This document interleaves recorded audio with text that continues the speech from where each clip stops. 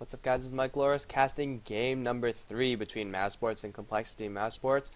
Once again, going to be going on the Radiant side, Complexity on the Dire side, just like game 1. And Mouse Sports, well, there's a Broodmother pick, but let's take care of the other stuff first. And get rid of this, don't need that there. Mouse Sports won last game. They had some extremely great team fights, and Darkseer was the one to do it. Now not going to be in this game. Leshrac and Lone Druid were both devastating Complexity picks from game 1, and that's part of the reason why they're out in this game 3. Of course, the other side of that is the, well, they're fucking strong heroes, so why the hell would you not want to have not play against them? But so far, Complexity picking up the same exact lineup. Rubik, Nature's Prophet did pretty well for them in the first game.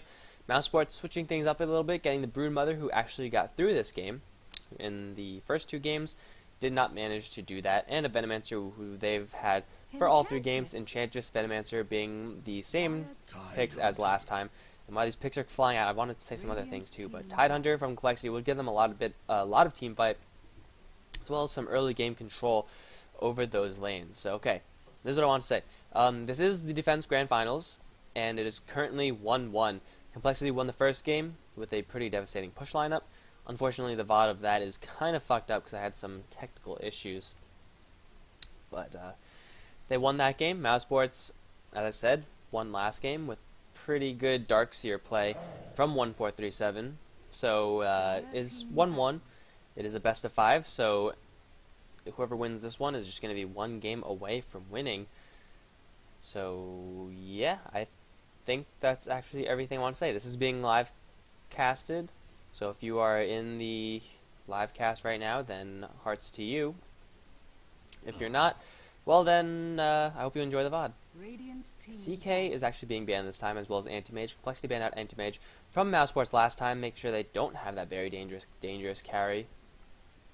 Black really could do pretty well with, but last time Mouse Sports instead picked up the Clinks, and I feel like the Clinks hurts. The Clinks versus Anti-Mage, if Mouse Sports got Anti-Mage, definitely would have been a different lane dynamic, and the game would have gone completely different, but the Clinks pick up by Mouse Sports really let them just dominate the game. Clinks got so many 1v1 solo gank kills.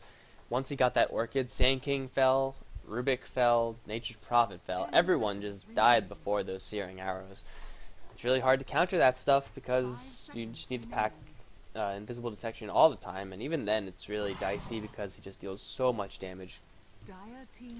But Morphling can be banned out with the CKAA and Clink, so there you go. Banning out the typical carries, I suppose. Mouse Sports can pick up the Shadow Shaman, which Sing Sing played pretty effectively last game. Disable the people who needed to be disabled, drop the wards for tower pushes. So, you know, standard Shadow Shaman stuff. So far, Mouse Sports gearing up towards a pretty heavy pushing lane. Venomancer, Enchantress, Shadow Shaman, and Broodmother all have some pretty powerful pushing spells. Complexity, not slouches on the pushing departments themselves, but definitely not to the point of Mouse Sports, and they're going to need some more counter push, I believe. Nature's Prophet doesn't have the most. He does have a little bit of lane control with his ultimate, but it's not really a bursty counter push that you really need to combat against the heroes that Mouse Sports currently has. Tidehunter's Anchor Smash helps. Fade Bolt helps a lot, actually, but they're going to need a couple more. Alina pick as a support might not be a bad choice at all. Give them a lot of damage, and more importantly, a lot of AoE damage to clear out those creeps, clear out the spiderlings, do stuff like that. But yeah, we're just gonna wait to see what these final picks are going to come out as. Complexity might go for 4-1, although last time when they went for it, TC as the Morphling didn't get big enough. They're actually going to go for a Queen of Pain pickup, so get that solo mid lane, go for a lot of team fight and control over the lane, over the entire game. Lots of mobility coming out from her. And it's really hard to outlane a Queen of Pain. Shadow Shaman could try, but Queen of Pain is Queen of Pain, and it's a really rough hero to lane against, no matter who you are. Last game, Invoker did not get picked or banned, so we might actually see that once again from well, I mean, like, Invoker's still in the pool, but it's going to be very difficult to tell whether or not he's actually going to get in this game, or just, I don't know, because both teams don't seem to prioritize Invoker that much. I don't think it'll really fit that well into Complexity's lineup. Mousesports a little bit, but not that much. They probably have their eyes set on different heroes right now. And the last two picks are always, like, the most, I don't know, suspenseful, I guess. Because you never know when you're going to see something like a Bloodseeker. Please, please, Bloodseeker Mousesports. Oh my god, I would love to see that. But anyway, once again, this is the grand finals. Both teams did pretty well in their group stages. They were both on top of their group stages. Complexity won all 5 of their group stage games. I think there were games, not sets. Yeah, there were games. So they kind of rode that wave through the winner's bracket. Mousesports dropped down to the lower bracket. Oh, yes. Just as good. Viper, the pickup from Mousesports. Viper, haven't seen him since the International, really. The first International. Well, Permaslow, the likes of Rubik and Nature's Prophet. Queen of Pain doesn't really care as much, but it will give them a lot of lane control and a lot of killing power. Their slows are substantial. Venomancer, Enchantress, Broodmother slowing, plus Shadow Shaman flat disables. They're kind of low on the flat disables, but Complexity doesn't really have that many either. Complexity, not really, from what I've seen of them, not really the kind of team to bring out the really crazy picks, so I'm not really feeling some like weird heroes. Probably going to be something a little bit more standard, which makes me a little bit sad, but hell, standard heroes are standard because they are so strong. What are they going to pick? Viper might go mid with support, and well, there's lots of damage over time coming out from Mousesports. So they're really going to have to predict this lane. Viper in a lane is very vicious. You really have to either be, well, someone like Queen of Pain to survive, or just be very careful as far as your positioning goes to make sure he doesn't get that perma-slow off on you. What's going to be the pickup? Lena. Ah! I am so awesome. Lena pickup by... does this setting even work? I don't even want to test it. I don't want to put myself out there, whatever. But the Lena pick will give them a lot of counter push, and the nuking power, although Viper can mitigate it with his corrosive skin, will deal quite a bit of damage because Mouz is pretty much full of soft heroes. I mean, they're not the softest, but they're on the soft side. Actually, Enchantress is the softest, kind of. Close to. Is she? I don't know, she's one of the softest heroes. But Broodmother could get a little bit bulky. Viper does usually aim for a little bit of bulk as well. So Lena can't really insta-give those people, but the magical damage coming out from Complexity as well as their team fight burst is very substantial. Mousesports, not as much. The Viper pick is very much a skirmishing, ganking kind of pick, and the rest of their team kind of similar in that regard as well. But here we are in the game. Gold per minute, total gold, that's gold per minute this time. Jo is going to be playing Nature's Prophet for the 3rd time in a row. Where are you going, Badger? Hannah Montana on the Tide Hunter, Fishface, who just lost his hat in the portrait. TC playing the Queen of Pain. IX Mike once again on the Rubik with Fluff and Stuff on the Lena. On the Mouse side, we have Sing Sing once again playing the Shadow Shaman. Come with me on the Enchantress. 1437 on the Venomancer. Black is going to be playing the hard carry Viper, and on the top lane we have Bambo. Everyone from Complexity is heading up towards the top lane. Do they have True Sight? They do have True Sight. So they might be looking to pirate. They do have a pirate flag. Oh no, they're going to bait Bambo in. There's the web. He's going to walk away from this and spot off everyone as well. So everyone gets to live. Lucky them. And that's pretty badass, I gotta say. What is that, Rawhide? No, it's a pirate flag. The Rawhide's on his head. With the fence on his head, too. His both, and it's coming through. That makes no sense. Oh well, either way, TC gonna be on the top lane, looks like. Gonna be supported with by Fluff and Stuff. IX Mike most likely gonna be up there as well, looking to shut down the Broodmother very hard. Get that out of the way. Mid lane is going to be Nature's Prophet, laning up against Sing Sing, so the same lane we saw from last time. Hannah Montana on the bot lane. Versus 1437, come with me in the jungle as well as Black. Hannah Montana's not going to get anything this lane. It's going to be rough for her. But to balance that out, Bambo isn't going to get anything on the top lane either, so kind of equalize as far as the nothing goes. TC with this kind of tri-lane thing going on, unless IX Mike and Fluff and stuff play extremely far back, the experience from TC is going to be diminished compared to what she usually gets in the mid lane. You can already see she's a little bit behind as far as that goes. But yeah, Hannah Montana not getting a single damn thing, and well, Brood Mother, what the hell? There's no pandas in this game. Not getting anything either. Come with me, and 1437 are both smoked up, looking for someone. Let's see if they're gonna go for the mid lane. It's gonna be pretty difficult. Actually, if they could get a shackle on Jo, Jo's gonna be pretty much dead.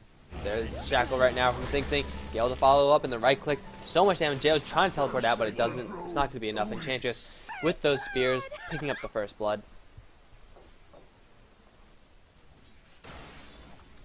That did buy Hannah Montana a little bit of time for a little bit of experience, knowing that it was just him and Viper level 1, probably not capable of getting a solo kill on the Tidehunter. Bambo just clearing off the trees wherever he can, trying to make it safer so he doesn't get jumped by a very angry Lina. And he does have support coming in from Come With Me. He's going to pick up a Dark Troll Warlord, so that's a very good pickup by her. 1437, the Venomancer, is here as well, and IX Mike might be in a little bit of trouble. Counter wards coming out. Unfortunately, the other Sentry Ward not in range, so kind of wasted there. TC's getting complete free farm, but then again, so is Viper.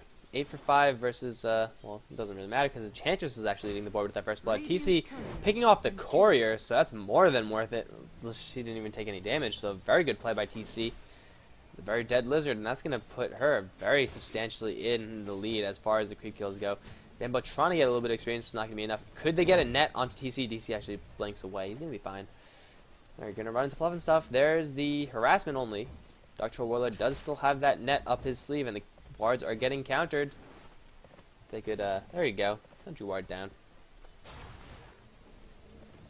Bambo heading back towards the lane. And more counter wards coming out. This ward is almost dead, but now it's very dead. So trying to buy a little bit of space for Bambo. He can start his Spiderlings right now. Only level 1 Spiderlings though, so it's not the most. Does Mouz want to dive on this lane? 157 gets the telekinesis back. Light Strike Array actually missing. 157 taking a lot of damage regardless though. And Rubik with the Fade Bolt picking up a kill for Complexity. Come With Me is also really low. Fluff and stuff doesn't have a LSA up her sleeve, and she can't land it on something like Enchantress. So that's going to end. Jo still in the mid lane, gone for a fast bottle again. It's very, I don't know. I don't know how much I like that. I don't feel like it's necessarily worth it. But if you get control of the runes and onto Rasta, hell, I guess it is worth it.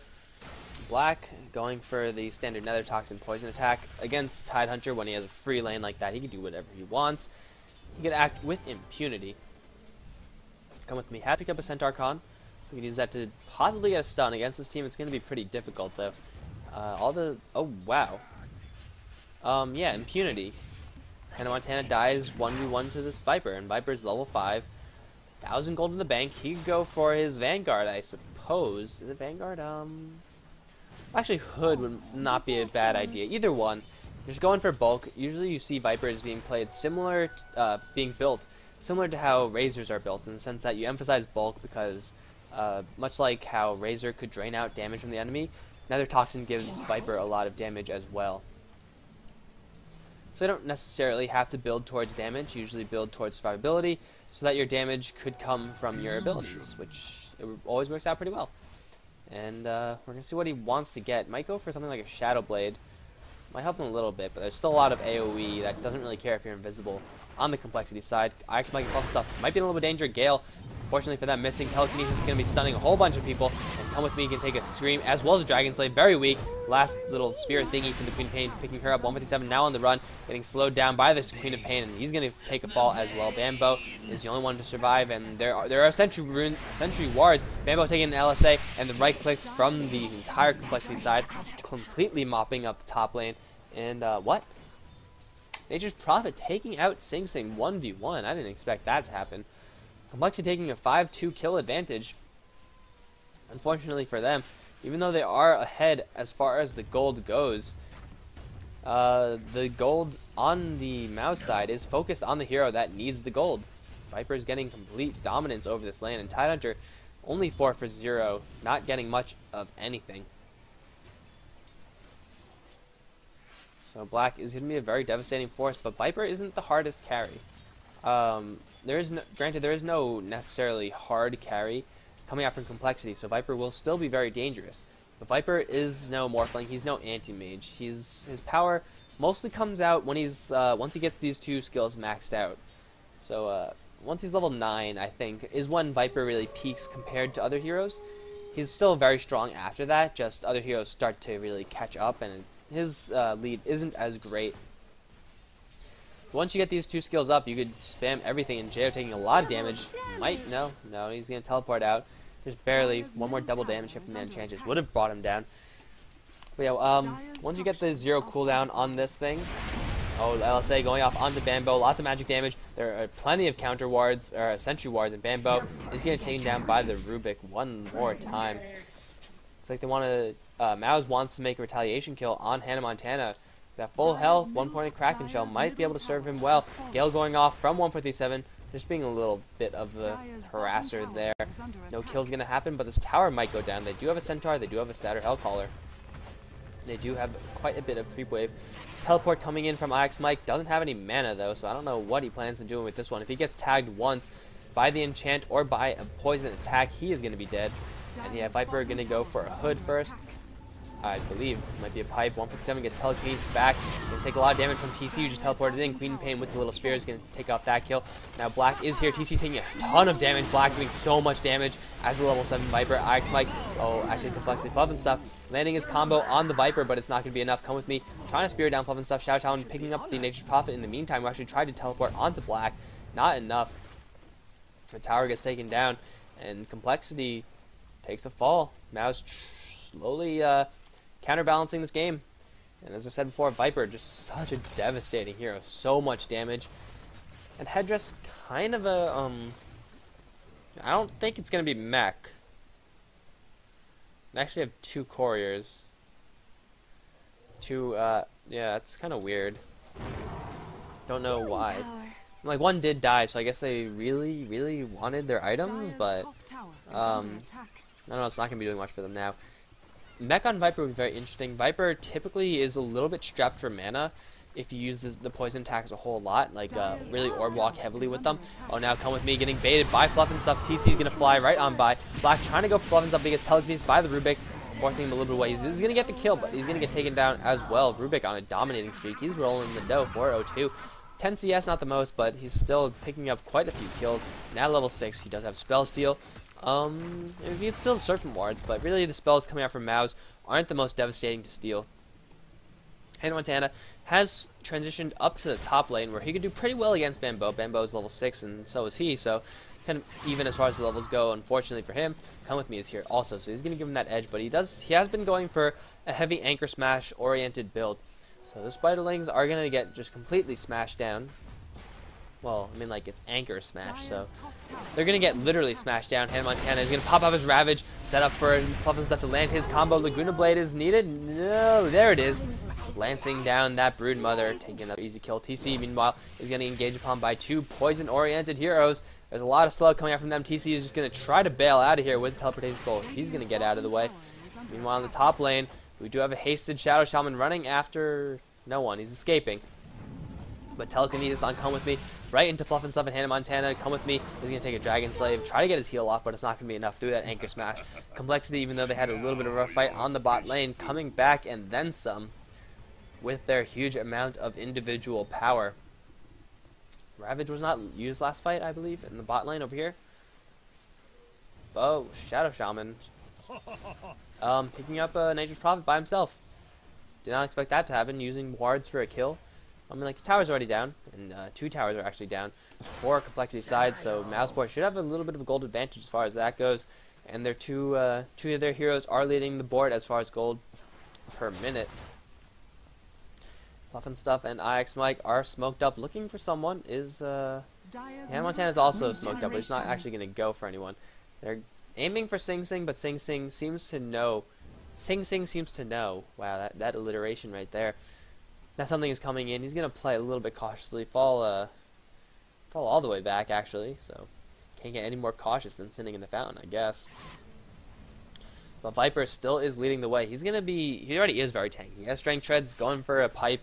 Right off the bat. Going for Headdress instead of the Hood, which is kind of an interesting choice. Lina and Rubik are here. They don't have the Laguna Blade for another 20 seconds. They cannot kill this Viper without that Laguna Blade.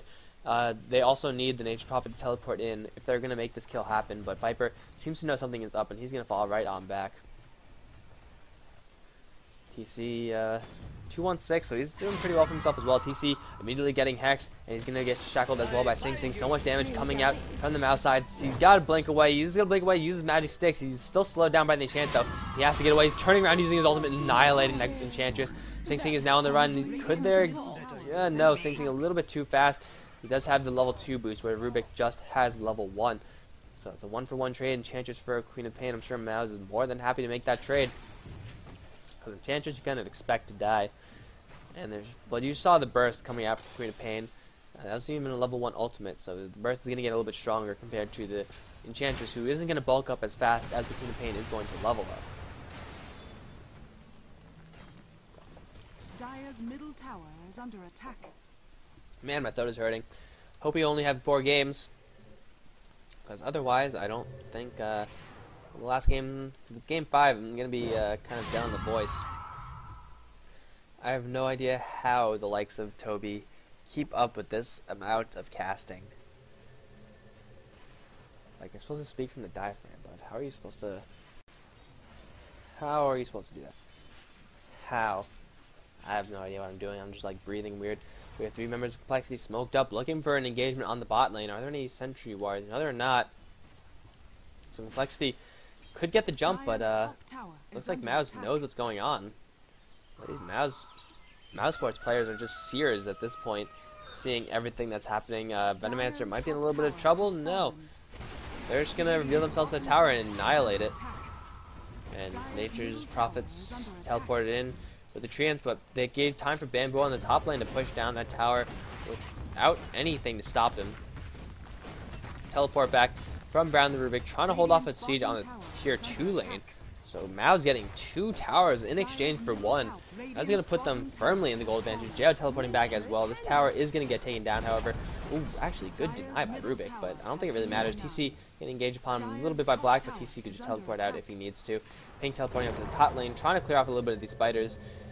In the end, just ends up pulling the creep wave, which is just as good. But Mouz Sports, wow, they're pushing very, very aggressively. As well they should with their heroes that they have chosen. Only 2 towers up left for Complexity, so Mouz Sports should be at a substantial gold advantage. 2,000 with the experience advantage, a 1,000 in favor of Complexity because of those kills. Kind of what we saw last game as well, where Complexity kind of got ahead as far as the kills goes, but then they let the game slip away. And this game they really, against the Viper, it's going to be rough for them. It actually is mech. Very interesting, so he's going to add another spell to cast, but... I don't know, Chance with mech, Venomancer with mech. I guess it will allow him a little bit of survivability, and he's going for that tanky kind of thing. It's going to help the pushes also, so I guess fair enough, mech. Recently I've been seeing mech picked up on really odd heroes. Whatever.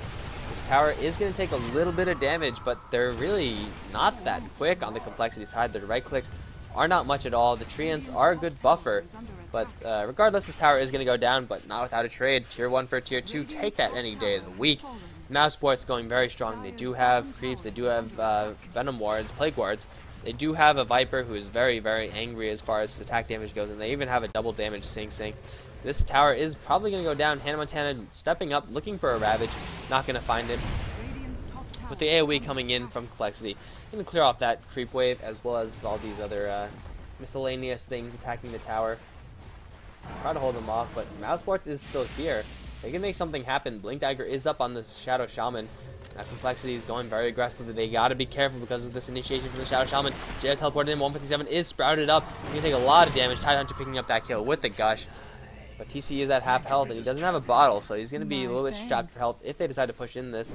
But it looks like everyone from Mouz actually walking back, teleporting back after seeing that Venomancer get completely annihilated, only level 5. So the experience is still, you gotta keep in mind, ahead for complexity. And Nature's Prophet going for a mech as well as the Hand of Midas. So same build coming out 3 times by Jo. It worked the first time, didn't really work the second time. He got a Manta style. I don't think he got a mech, he got a Manta, and yeah, I think that's it.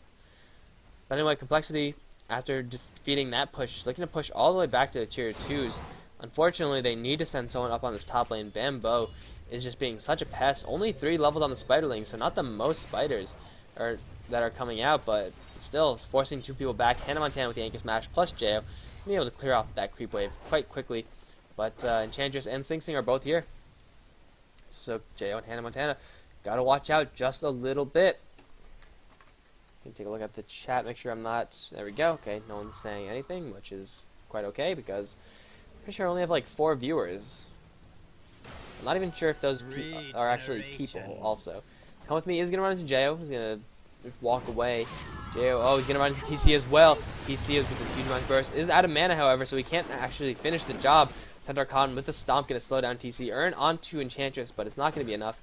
Unfortunately for TC, without that bottle, he doesn't really have the sustained amount of mana that he really wants. And that did cost him a kill. If he had his level 2 ultimate, I'm pretty sure Enchantress would have been toast. Here's that like 200 health, so would have been one dead deer thing. Dryad, he was a Dryad. Or it wasn't in Warcraft. I don't know if it's still a Dryad. It might be. I just like saying Dryad. But that is going to cost TC. He is going for a kind of wonky Queen of Pain build. Arcane Boots, Null Talisman into straight Sheepstick. Not really what you see that often, but a side lane Queen of Pain with the mid lane Nature's Prophet, kind of a necessity, given that, well, Broodmother was up there. You need someone with AoE to deal with Broodmother.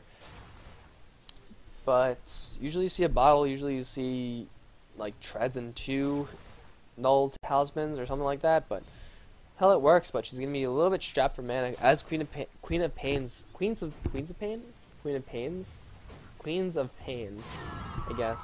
Pain, that makes kind of makes sense. They usually are strapped for mana, blinking around, using the screams very liberally. With 3 mana boots, should be fine. Hannah Montana heading back on the top lane, looking towards a pipe eventually. He's not going to get it for quite a long time. Viper might be going for an Aghanim Scepter, which does make this... The playstyle is very different then. It's not as much a right-click carry as much as it is just like a spammable utility over time kind of thing. It definitely works. It's just very different from what you would think Viper would be played as. Viper actually holding off on his poison attack. He just got enough to decrease the cooldown to 0 seconds, and he's just actually going to leave there. Not interested in getting more damage or more slow. Instead, just going straight up for bulk. He's going for a perma-slow tank. And it's a very interesting way of playing Viper. It's not what you see in pubs. Or, I mean, like, not usually what you see in pubs. Usually you see, like, Manta and stuff like that. That's how I like to build them, because I like killing things. But it works. And if you don't get disabled, like, you're going to be very tanky, and really you need to unleash these Viper strikes whenever you can. So it's a little bit more disable proof. It's more guaranteed way of getting your damage out. TC gonna run into a Rasta illusion. I think she knows it's an illusion. And Hannah Montana has picked up his hood. But right now, Complexity just kind of doing their own thing. Rubik actually with the Medallion of Courage is pretty interesting. And Mouz not interested in waiting around, although they could be, because Viper is Viper. You do a lot of damage late game. Dire's bottom tower is under attack. Instead, they're going to keep with the pushing motif, going to take down a tower. Enchantress, you're a hero. Super Setter Hellcaller with his Club of Doom picking up a kill. Nature's Prophet also making a bounce around, not doing much damage at all, actually. That was actually kind of disappointing. Nature's Prophet, where are you? You actually got hexed up. 157, once again, going to be the sacrificial lamb. Boom, Nature's Prophet with the little flower bolt thing. Taking out the Venomancer once again, who's 0-5. Go strong to the Malka ward. It's Venomancer. We might see it. I hope we see it. That would be so amazing. Oh no, Ice Mike getting initiated upon by Sing Sing, dropping down the wards. Ice Mike using his magic sticks might just get, yes, 73 HP. And these wards are going to be completely wasted, even farmed up. Gush onto Black right now, but he's very tanky. Pain wasting her ultimate just for him, but it doesn't matter because they're going to get that kill. Wards are doing quite a bit of damage still. Sing Sing is getting levitated up and he's going to take a Laguna Blade to the face. 2 heroes down from Mouse Sports. Now we're going to see if Complexity wants to push or if they want to take down Roshan. Looks like they're going to go towards Roshan. And with 2 of their biggest heroes down, there's nothing that Mouse can do about it. As Roshan's getting taken down, Gush is there. Serpent wards have been stolen. That's adorable. I love that. Just a little bit of counter ward going on there, but this Roshan's going to be taken down, and Mouse Sports is going to have to sit there and take it. Bambo looking for a trade, though. The tower for Roshan is pretty good. Pain with that Aegis, and now 157 got a little bit too close. He's going to get telekinesis, anchor smash down, not before unleashing his ultimate, however, so he's going to put a little bit of damage onto the Complexity side, prevent them from instantly transitioning into a push. But that Roshan kill did give Queen of Pain an Aegis as well as a Scythe of Eyes, so she is pretty dangerous right now.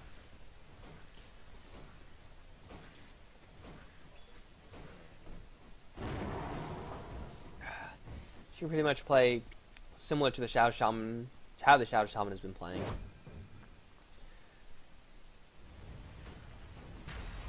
And Mech is up on Jo. 2100 gold for him. I wonder if he's going to go for a Manta style again. I don't think he really it would help him get a lot against Viper, actually. Might not be a bad idea. Or just go for more tanky, or more damage, or just phase boots. That's a good choice as well. TC looking towards the mid lane, but Black is there with Come With Me. He's going to take a little bit of damage. He's not going to die because he has Aegis. But if he gets a little bit too aggressive, he's going to get a little bit of damage in return. Mouse Sports, with that pushing lineup, are a little bit behind, as you would expect from a pushing lineup. You don't expect them to dominate in the kills and the towers. You expect them to get picked off when they push. Because when you push, you typically tend to get under-leveled just a little bit. Invisibility. They're actually staying quite okay. Venomancer, not so much. Level 6, 22 minutes in the game. That's not where you want to be as a Venomancer. That's not where you want to be as anyone, actually. It's not the best situation for him. But they do still have only one more tower to take down, where they do have their mid tier 1 as well as all their tier 2s. So Complexity, I don't know, they have the big team fight, but I don't know how long they could sustain this. Lina actually, wow, with Yule Scepter of Divinity. So Rubik's being the primary support, smoked up from the Complexity's team now. They're completely spotted out by that Sentry Ward. Doesn't look like they care. They're going to go with Come With Me. And push land to LSA. Yes, it's going to land. Come With Me taking quite a bit of damage. Laguna Blade going to lance her down. Sing Sing has teleported in, but instantly forced to blink away. And this could mean a push on the tier 2 tower in the bot lane for Complexity. All the heroes are here. Going to force Bambo possibly to go back. He does have a BKB, so she could be doing some damage. The ward drop from IX Mike. I love it. I love when Rubik takes spells like this that just like stay there and just like lets the other team know constantly that, hey, I took your spell. What are you going to do about it? And wow, it just ran out as soon as he laid it down. So perfect timing as far as that goes. My throat is starting to go out, guys.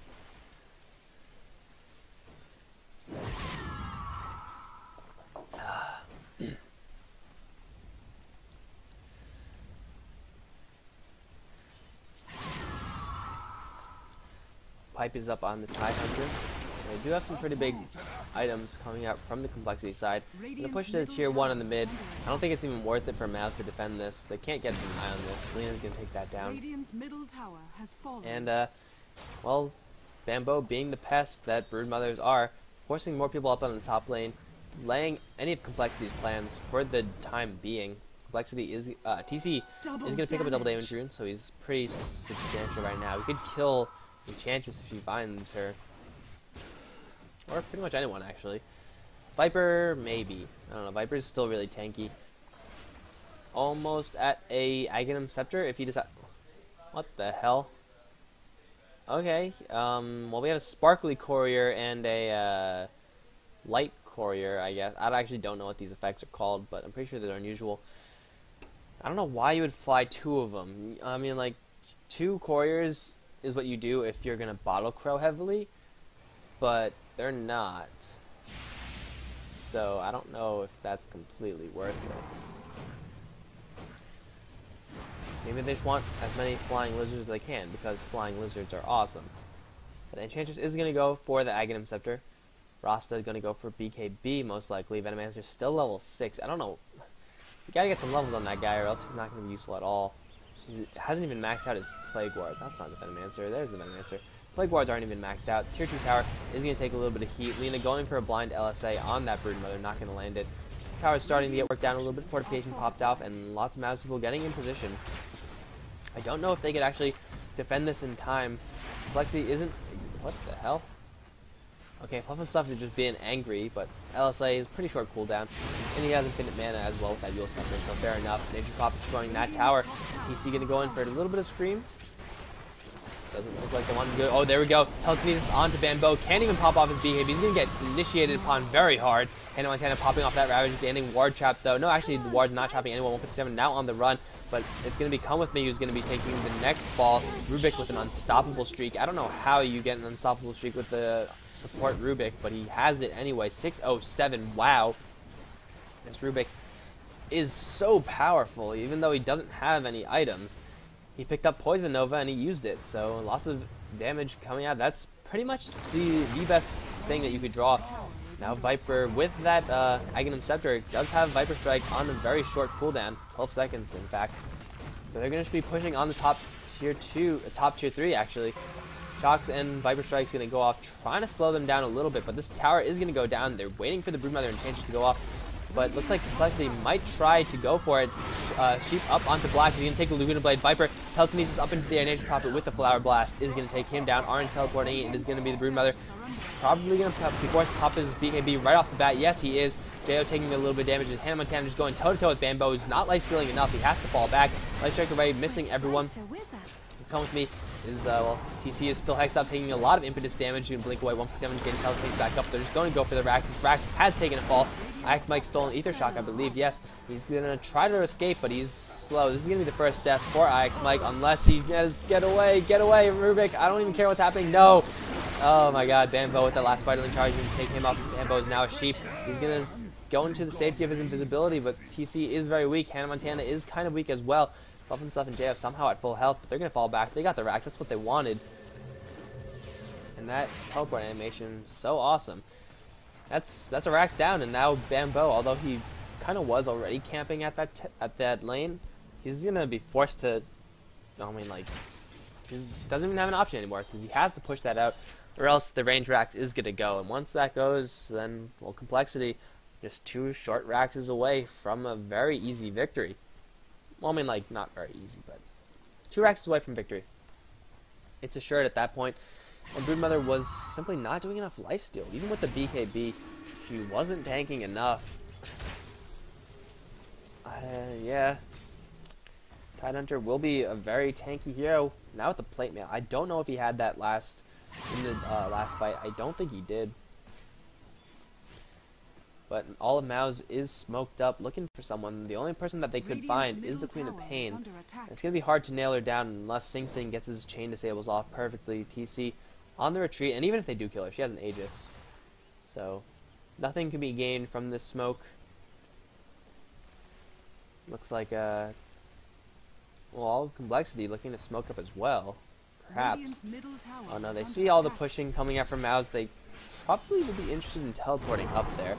Or at least teleporting down here to force them back with teleports. No, they're going to teleport, defend straight away. Hannah Montana does have his Ravage up, and Rubik is here as well. And Rubik is some sort of magic dealer. Black is going to get initiated upon taking a Roar, and he's going to take a Ravage as well. Ravage hitting pretty much everyone. Venomancer is going to be the first one to fall. Viper is going to get perma-hexed.